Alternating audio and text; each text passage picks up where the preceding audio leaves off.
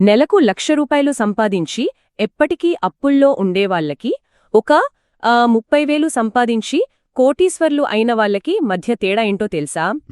అది వాళ్ల bank balance కాదు, వాళ్ల సైకాలజీ. ఎగ్జాక్ట్లీ. ఎవరైనా ఎక్కువ జీతం తీసుకుంటుంటే వాళ్లకి ఆర్థిక ఇబ్బందులు ఉండవు అని మనం భ్రమపడతాం గదా. అవును, ఆదాయం పెరిగితే సంపద కూడా ఆటోమేటిక్గా పెరుగుతుంది అనే గుడ్డిగా నమ్మేస్తాం. కాని అది చాలా పెద్ద అపోహ. సంపాదన వేరు, సంపద సృష్టించడం వేరు. వచ్చిన డబ్బును మనం ఎలా మేనేజ్ చేస్తున్నాం, ఎలాంటి సిస్టమ్స్ వాడుతున్నాం అనేదే ఇక్కడ అసలైన పాయింట్. రైట్. అందుకే ఈరోజు మనం ఈ డీప్ డ్రైవ్లో రమిత్ సేఠీ రాసిన I will teach you to be rich అనే బుక్ గురించి మాట్లాడుకోబోతున్నాం. అంటే దీంట్లో ఒక ఇంట్రెస్టింగ్ పాయింట్ ఏంటంటే, ఒక బకెట్లో మనం నీళ్లు నింపుతున్నామనుకోండి. Bucket analogy. అవును. ఎంత కష్టపడి నీళ్లు పోసినా దానికి చిన్న చిన్న చిల్లులుంటే ఏమవుతుంది? ఎన్ని నీళ్లు పోసినా వేస్ట్ అయిపోతాయి కదా. జీతానికి, ధనవంతులు కావడానికి మధ్య ఉన్న సంబంధం కూడా సరిగ్గా ఇలాంటిదే. నిజమే. ఇది రొటీన్గా వినే పాతకాలపు సలహాల బుక్ అయితే కాదు. అంటే ఖర్చులు తగ్గించుకోండి, ప్రతి పైసా దాచుకోండి అని చెప్పే టైప్ కాదిది. అబ్బా, థ్యాంక్ గాడ్, ఆ సలహాలు విని విని విసుగొచ్చేసిందే. అదే కదా.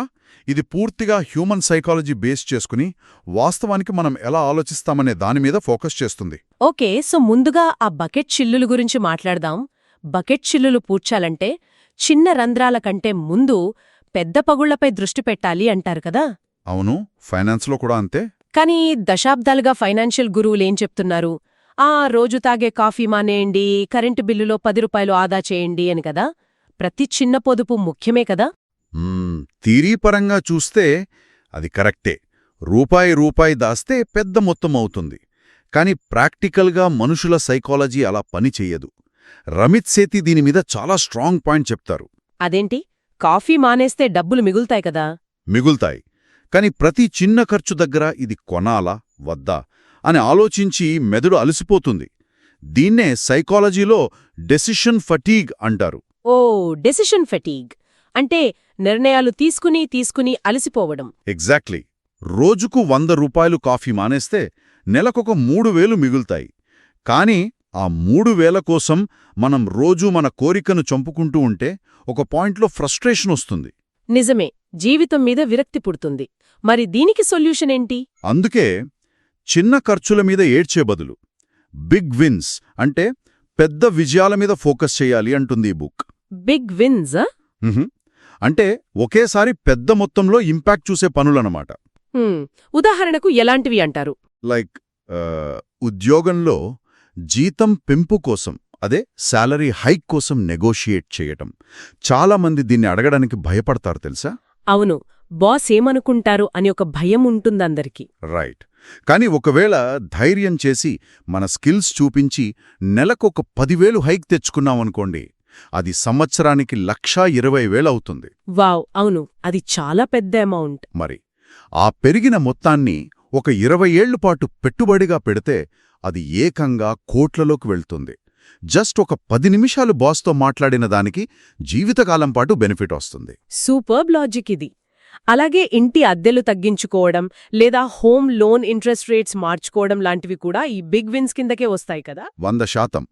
ఇలాంటి 5-6 పెద్ద విషయాలు సెట్ చేసుకుంటే మనం రోజూ కాఫీ తాగినా, చిన్న చిన్న ఖర్చులు చేసినా బడ్జెట్ అస్సలు దెబ్బతినదు. అంటే ₹100 కోసం 100 సార్లు మెదడును అలసిపోయేలా చేసే బదులు ₹1,00,000 కోసం ఒకేసారి గట్టిగా ట్రై చెయ్యాలి. నైస్. సో ఇప్పుడు ఈ బిగ్ విన్స్ సాధించామనుకుందాం. మంచి జీతం వస్తోంది అంటే బకెట్లోకి బాగా నీళ్లొస్తున్నాయన్నమాట. అవును. కానీ ఆ నీళ్లు చేజారిపోకుండా ఉండాలంటే ఏం చేయాలి? చాలామంది మంచి జీతం వచ్చినా నెలాఖరికి అకౌంట్లో 0 చూసుకుంటారు కదా. దీనికి వాళ్ల క్రమశిక్షణ లేకపోవడమే కారణమా? ఇక్కడే ఫైనాన్స్లో ఇంకొక పెద్ద సీక్రెట్ ఉంది.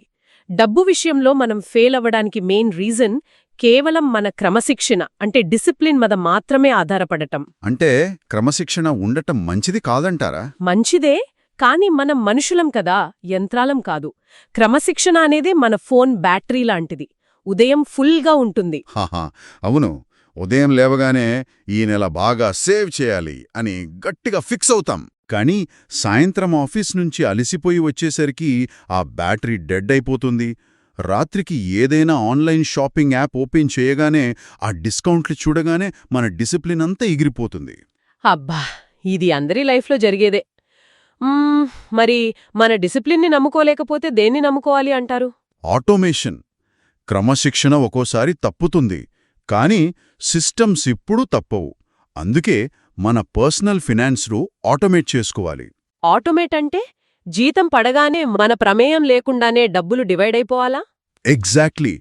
అకౌంట్లో శాలరీ పడగానే ఆ డబ్బును చూసి మనం టెంప్ట్ అవ్వకముందే కొంత భాగం సేవింగ్స్కి, కొంత ఇన్వెస్ట్మెంట్స్కి, ఇంకొంత రెంటు, కరెంటు బిల్లులకి ఆటోమేటిక్గా వెళ్ళిపోవాలి. భలే ఉంది ఐడియా.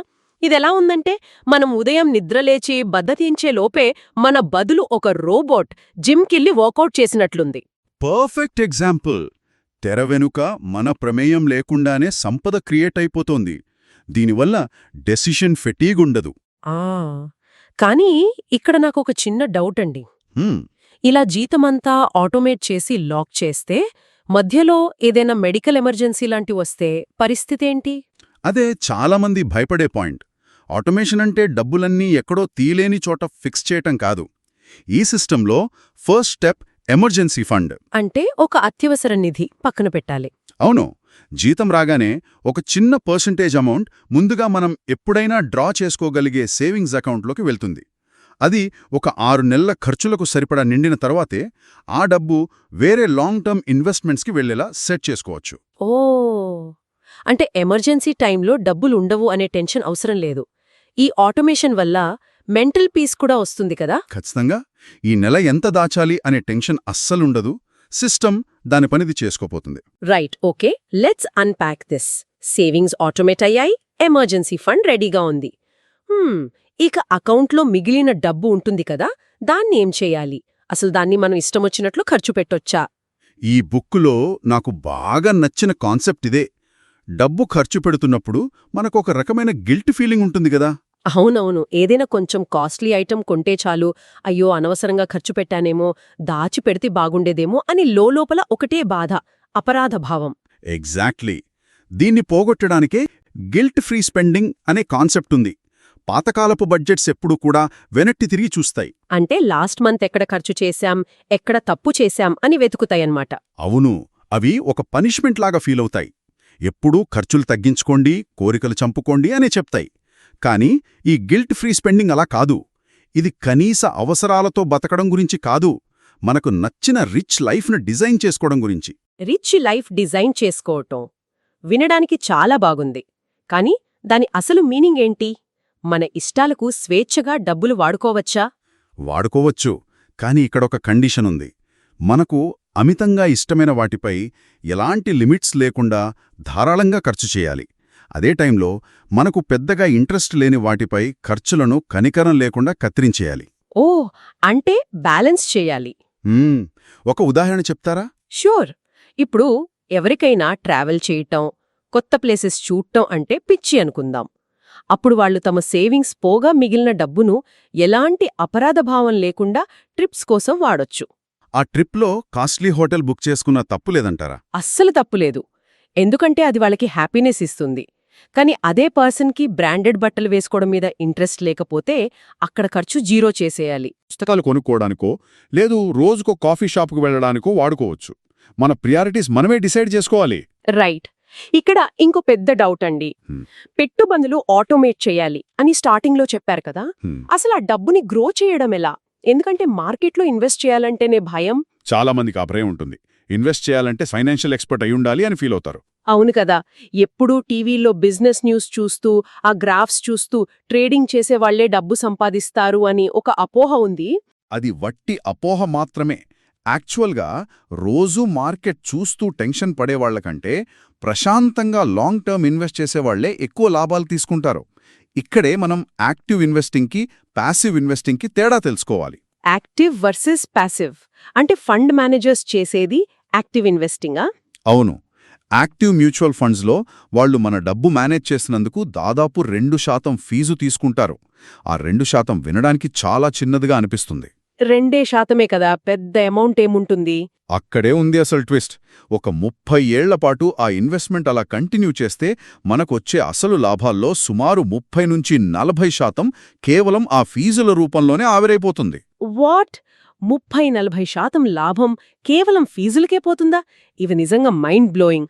అసలు నేను ఎప్పుడూ ఇలా ఆలోచించలేదు. అవును, అందుకే దానికి ఆల్టర్నేటివ్గా ఇండెక్స్ ఫండ్స్లో పెట్టుబడి పెట్టడం బెస్ట్ అంటోంది బుక్. ఇవి జస్ట్ మార్కెట్ను కాపీ చేస్తాయి కాబట్టి ఎవరికీ మనం పెద్ద ఫీజులు కట్టాల్సిన పని లేదు. ఓకే, అంటే ప్రతి నెలా ఒక చిన్న అమౌంట్ని ఇండెక్స్ ఫండ్స్లో ఆటోమేటిక్గా కట్టేలా సెట్ చేయాలి. కరెక్ట్. ఇది చూడ్డానికి చాలా బోరింగ్గా అనిపించొచ్చు, ఓవర్నైట్లో కోటీశ్వర్లను చేయకపోవచ్చు. కానీ ఇక్కడే ఆ కాంపౌండింగ్ మ్యాజిక్ మొదలవుతుంది. కాంపౌండింగ్ అదే వడ్డీ మీద వడ్డీ రావడం కదా, అది అంత పవర్ఫుల్ అంటారా? ఏదైనా సింపుల్ ఎగ్జాంపుల్తో చెప్తారా? తప్పకుండా. ఇప్పుడు ఒక వ్యక్తి తన 25 ఏళ్ల వయసులో నెలకు కేవలం ఒక 5,000 ఇన్వెస్ట్ చేయడం స్టార్ట్ చేశాడనుకోండి, దానికి సగటున ఒక 12% లాభం వస్తుందని వేసుకుందాం. ఓకే, నెలకు 5,000, 12% రిటర్న్, 30 ఏళ్ల పాటు అనుకుందామా? అవును. అతనికి 55 ఏళ్లు వచ్చేసరికి, అంటే 30 ఏళ్ల తర్వాత ఆ అమౌంట్ ఎంతవుతుందో గెస్ చేయగలరా? సుమారుగా 1,70,00,000 రూపాయలవుతుంది. 1,70,00,000. వామ్మో! జస్ట్ 5,000తోనా? అదే మ్యాజిక్. ఇందులో అతను తన జేబులోంచి పెట్టిన అసలు ఎంత? నెలకు 5,000 చొప్పున 30 ఏళ్లకి కేవలం 18 లక్షలు మాత్రమే. My God! అంటే మిగిలిన 1,50,00,000కు పైగా కేవలం ఆ కాంపౌండింగ్ వల్లే వచ్చిందన్నమాట. ఎగ్జాక్ట్లీ. ఎంత త్వరగా ఇన్వెస్ట్మెంట్ స్టార్ట్ చేసి ఆ సిస్టమ్ని అలా వదిలేస్తే కాంపౌండింగ్ పనిచేయడానికి అంత ఎక్కువ టైం దొరుకుతుంది. దీనికి తెలివితేటలక్కర్లేదు, జస్ట్ ఓపిక, డిసిప్లిన్ చాలు. ఇదంతా వినడానికి, లెక్కలు వేసుకోవడానికి భలే ఉందండి. కానీ రియల్ వరల్డ్లో దీన్ని ఫాలో అవడం చాలా కష్టం. ఎందుకంటే నిజంగా ధనవంతులుగా ఉండటం కంటే ధనవంతులుగా కనిపించాలనే పిచ్చి ఇప్పుడు సమాజంలో చాలా ఉంది. అవును, మీరు చెప్పింది కరెక్టే. సోషల్ మీడియా ప్రభావం చాలా ఉంది. అదే కదా, ఇన్స్టాగ్రామ్ ఓపెన్ చేస్తే చాలు, బ్రాండెడ్ బట్టలు, లేటెస్ట్ ఐఫోన్స్, ఇంటర్నేషనల్ ట్రిప్స్, ఇవన్నీ చూస్తుంటే మనం లైఫ్లో ఏదో మిస్ అవుతున్నామేమో అనే ఫీలింగ్ వచ్చేస్తుంది. అప్పులు చేసి అయినా అదన్నీ కొనాలనే ఒత్తిడిని ఎలా తట్టుకోవాలి? ఇది ప్రెజెంట్ జనరేషన్ ఫేస్ చేస్తున్న ఒక అతి పెద్ద సైకలాజికల్ ఇష్యూ. పక్కవాళ్లని ఇంప్రెస్ చేయడం కోసం మన దగ్గర లేని డబ్బుతో, అంటే క్రెడిట్ కార్డులు వాడి అవసరం లేని వస్తువులు కొనమని సొసైటీ పుష్ చేస్తుంది. కరెక్ట్. మరి దీన్నించి ఎలా బయటపడాలి? ఇక్కడ ఒక అద్భుతమైన రూల్ గుర్తుపెట్టుకోవాలి. అదే వెల్త్ ఈజ్ క్వయట్. అంటే నిజమైన సంపద ఎప్పుడూ నిశ్శబ్దంగా ఉంటుంది. ఇప్పుడు రోడ్డు మీద ఒక ఖరీదైన కార్ వెళ్తుందనుకోండి, చూస్తాం, అబ్బా భలే రిచ్ అనుకుంటాం. కాని ఆ కార్ యజమాని ధనవంతుడు అని ఆ కార్ అస్సలు చెప్పదు. అతను ఆ కార్ కొనడానికి ఎంత ఖర్చు పెట్టాడు, లేదా బ్యాంకికి నెలకు ఎంత ఈఎంఐ కడుతున్నాడని మాత్రమే చెప్తుంది. So true. అంటే మనం కళ్లతో చూసేదంతా ఎప్పుడూ నిజం కాదనమాట. అప్పులు చేసి గొప్పలకు పోయే బదులు కనిపించని ఆస్తులను పెంచుకోవాలి అంటారు. అబ్సల్యూట్లీ. ఫైనాన్షియల్ టర్మ్స్లో చెప్పాలంటే అప్పులు లేదా లయబిలిటీస్ అనేవి మన జేబులోంచి డబ్బులు లాగేస్తాయి. కానీ అసెట్స్ అంటే ఆస్తులు అనేవి మన జేబులోకి డబ్బును తెస్తాయి. షో ఆఫ్ కోసం చేసే ఖర్చులు కేవలం టెంపరరీ హ్యాపీనెస్ మాత్రమే. అవును, ఆ తరువాత నెల నెలా ఈఎంఐలు కట్టలేక టెన్షన్ పడాలి. భవిష్యత్ రిస్కులో పడుతుంది కదా. అందుకే ఇతరులు ఏమనుకుంటున్నారు అనేది పూర్తిగా వదిలేయాలి. ఎవ్వరీ రిచ్ లైఫ్ మీద వాళ్లు ఫోకస్ చేయాలి. ఎదుటివారికి కనిపించే కారులు, బట్టల కంటే మన అకౌంట్లో ఉన్న బ్యాలెన్స్, అలా కాంపౌండ్ అవుతున్న మన ఇన్వెస్ట్మెంట్స్ మనకు ఇచ్చే మెంటల్ పీస్ వేరు. చాలా క్లియర్గా చెప్పారు. ఈ థియరీ అంతా మైండ్లోకి బాగా ఎక్కింది. కానీ నాకు డౌట్, అసలు ప్రాబ్లం ఎక్కడొస్తుందంటే ఇప్పుడేం చేయాలి అని. అవును, యాక్షన్ తీసుకోవడం చాలా ముఖ్యం. అదే కదా మనందరికీ ఉన్న అతిపెద్ద శత్రువు, ఈ వాయిదా వేసే అలవాటు. అదే ప్రోక్రాస్టినేషన్. అంత విని ఓకే ఇది భలే ఉందే, వచ్చే నెల 1వ తేదీ నుంచి స్టార్ట్ చేద్దామని పోస్ట్పోన్ చేస్తూ ఉంటారు. ఈ రోగాన్ని ఎలా వదిలించుకోవాలి? ఇదే అసలైన ఛాలెంజ్. ఒకటి గుర్తుపెట్టుకోండి, మనం ఎంత నాలెడ్జ్ తీసుకున్నా దాన్ని యాక్షన్లో పెట్టకపోతే జీరో. అది కేవలం ఒక ఎంటర్టైన్మెంట్ అవుతుందంతే. అవును, 100 పుస్తకాలు చదవచ్చు, 100 పాడ్కాస్ట్లు వినొచ్చు, యాక్షన్ లేకపోతే యూజ్ లేదు. కరెక్ట్. ఇక్కడ రమిత్ సేతి ఒక మంచి రూల్ చెప్తారు. అదే 85% నియమం. చాలామంది ఒక పర్ఫెక్ట్ ప్లాన్ కోసం వెయిట్ చేస్తూ అసలు పని మొదలుపెట్టారు. అంటే అన్ని తెలుసుకున్నాక మంచి టైం చూసుకుని చేద్దామనుకుంటారు. అవును, కానీ 85% కరెక్ట్ అయిన నిర్ణయం తీసుకుని దాన్ని వెంటనే స్టార్ట్ చేయడం అనేది 100% పర్ఫెక్ట్ టైం కోసం ఏళ్ల తరబడి ఎదురుచూడటం కంటే చాలా బెటర్. రైట్. ఈరోజే బహుశా ఈ మూమెంట్లోనే ఒక ఇన్వెస్ట్మెంట్ అకౌంట్ ఓపెన్ చేయడం, కనీసం నెలకు ఒక 1000 రూపాయలైనా ఆటోమేట్ చేయడం స్టార్ట్ చేయాలి. ఈ చిన్న అడుగులే కదా పెద్ద చేంజెస్ని తీసుకొచ్చేది. ఎగ్జాక్ట్లీ. అప్పుడే ఫైనాన్షియల్ ఫ్రీడమ్ అనేది మనకు సాధ్యమవుతుంది. సో మనం ఈరోజు డీప్ డైవ్లో మాట్లాడుకున్న పాయింట్స్ని ఒకసారి కంక్లూడ్ చేద్దాం. ధనవంతులవ్వడం అనేది లక్ మీదనో లేక పెద్ద జీతం మీదనో ఆధారపడి లేదు కదా. అది కంప్లీట్గా మన మైండ్ సెట్, మనం పెట్టుకునే ఆటోమేషన్ సిస్టమ్స్ మీద ఆధారపడి ఉంది. అబ్సల్యూట్లీ. ముందుగా చిన్న చిన్న ఖర్చుల మీద ఫీల్ అవ్వకుండా శాలరీ హైక్ లాంటి బిగ్ విన్స్ మీద ఫోకస్ చేయాలి. ఆ తరువాత మన క్రమశిక్షణను నమ్ముకోవడం మానేసి మన ఫైనాన్స్ని ఆటోమేట్ చేసుకోవాలి. మనకు ఇష్టమైన వాటి మీద గిల్ట్ లేకుండా ఖర్చు చేస్తూ మనకంటూ ఒక రిచ్ లైఫ్ని డిజైన్ చేసుకోవాలి. అవును. అలాగే సొసైటీ కోసం షో ఆఫ్ చేయకుండా ఇండెక్స్ ఫండ్స్ లాంటి వాటిలో ప్యాసివ్గా ఇన్వెస్ట్ చేసి కాంపౌండింగ్ మ్యాజిక్ని ఎంజాయ్ చేయాలి. ఇప్పుడే యాక్షన్ తీసుకోవాలి. వావ్! ఫైనాన్షియల్ ఇండిపెండెన్స్ అనేది మన చేతుల్లోనే ఉందని చాలా బాగా ఎక్స్ప్లెయిన్ చేశారు. Thank you. వెల్కమ్. ఈ సిస్టమ్స్ని ఫాలో అయితే ఎవరైనా సరే వాళ్ళ ఫైనాన్షియల్ ఫ్యూచర్ని మార్చుకోగలరు. ఖచ్చితంగా. ఈ లోతైన విశ్లేషణను ముగించే ముందు వినేవాళ్లందరికీ ఒక చిన్న ప్రశ్న. ఈరోజు మనం డబ్బు విషయంలో విల్ పవర్ని నమ్ముకోకూడదు, సిస్టమ్స్ని నమ్ముకోవాలి అని తెలుసుకున్నాం కదా. అవును. విల్ పవర్ అనేది ఎప్పుడూ ఒకేలా ఉండదు కాబట్టి. రైట్. మరి మన లైఫ్లో ఇంకెన్ని విషయాల్లో మనం ఇలాగే కేవలం విల్ పవర్ని నమ్ముకుంటూ ఫెయిల్ అవుతున్నాం? అది డయట్ కావచ్చు, వ్యాయామం కావచ్చు, కొత్త స్కిల్స్ నేర్చుకోవడం కావచ్చు. ఎక్కడ మనం సరైన సిస్టమ్స్ లేక ఆగిపోతున్నామో ఒకసారి ప్రశాంతంగా ఆలోచించండి. బహుశా మీకు లైఫ్ చేంజింగ్ ఆన్సర్ దొరకవచ్చు. That's a great thought to leave them with. ముఖ్యంగా ఫినాన్షియల్గా ఎదగాలనుకునే వాళ్లతో షేర్ చేయండి. అలాగే మీరు మీ లైఫ్లో స్టార్ట్ చేయబోయే ఆటోమేషన్ సిస్టమ్స్ గురించి కింద కామెంట్ చేయండి. ఇలాంటి మరిన్ని ఇంట్రెస్టింగ్ వీడియోల కోసం మా ఛానల్ని సబ్స్క్రైబ్ చేసుకోండి. మరో మంచి టాపిక్తో మళ్ళీ కలుద్దాం.